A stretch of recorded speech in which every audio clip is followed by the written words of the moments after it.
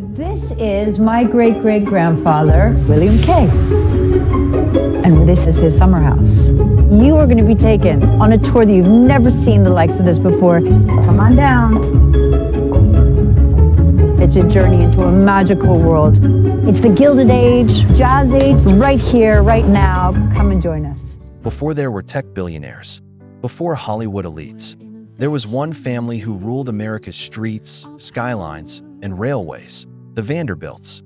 But what if I told you that in today's New York, their empire still whispers from behind secret doors, beneath Grand Central Station, and inside a golden mansion that once defied the skyline? Welcome to Future Forward.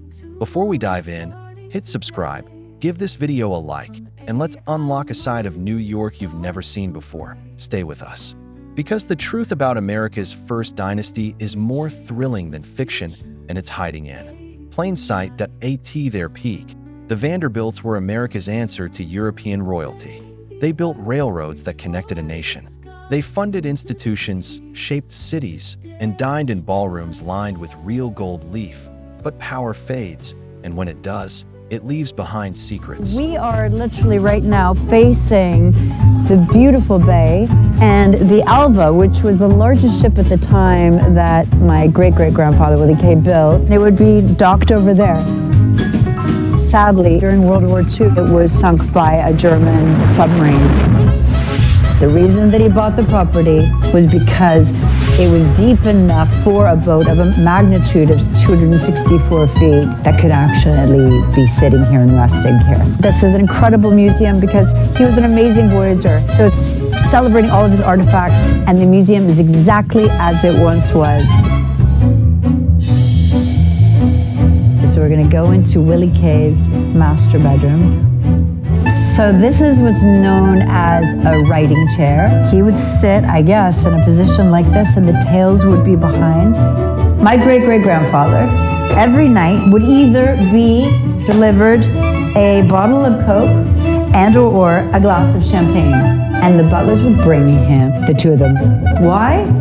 Because he had no idea what to do, which one he wanted. Today, their legacy lies quietly embedded in Manhattan's bones. Grand Central Terminal, once owned by the Vanderbilts, hides a private railway platform, Track 61.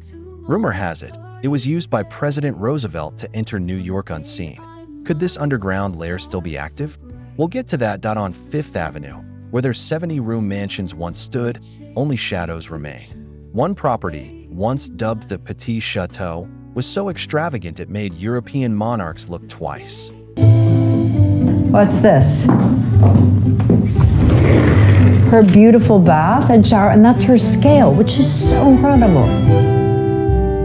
My grandmother didn't tangibly touch money until she was 50 years old.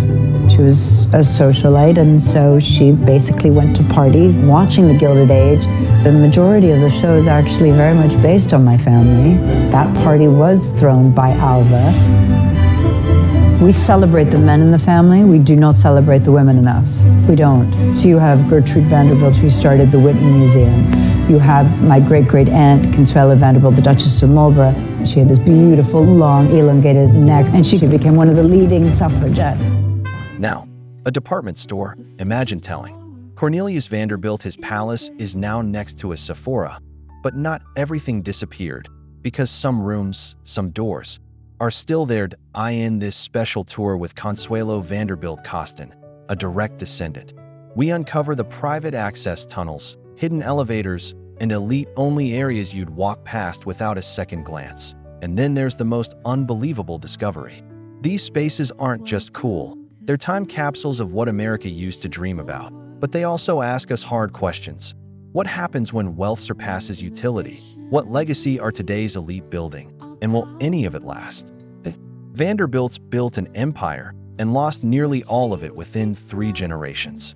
Gilded ceilings faded, grand staircases were dismantled, and now only a few silent corridors remain. Yet, in those silent corners, you'll find something timeless: innovation, resilience, a glimpse of how ambition shaped America and how we can shape what comes next.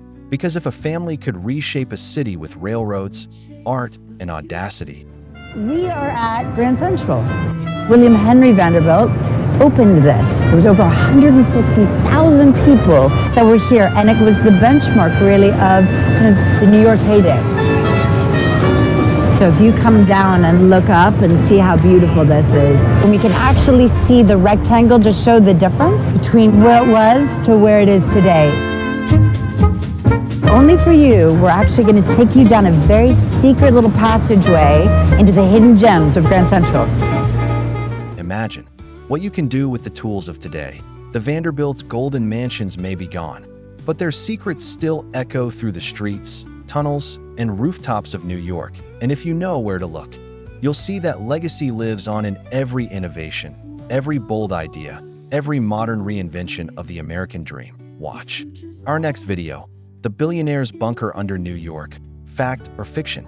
Subscribe, like, and drop a comment. Would you want to live in a mansion with secret doors? Because the future isn't found, it's built. And sometimes, it's hidden right beneath your feet. Exciting. Come on down. You actually get to go through the spiral staircase and you come down from the information booth straight into the halls of Grand Central. We're currently right now in the smallest bank in the world. This is the credit union. Only one person can go in and one person can go out. But this really is, it's one door and the smallest bank. Is there someone in there? We are above Grand Central. We're actually in what's called the glass walkway. From any part of the terminal, you can look up, you see various people walking back and forth, and no one gets access to this, apart from you.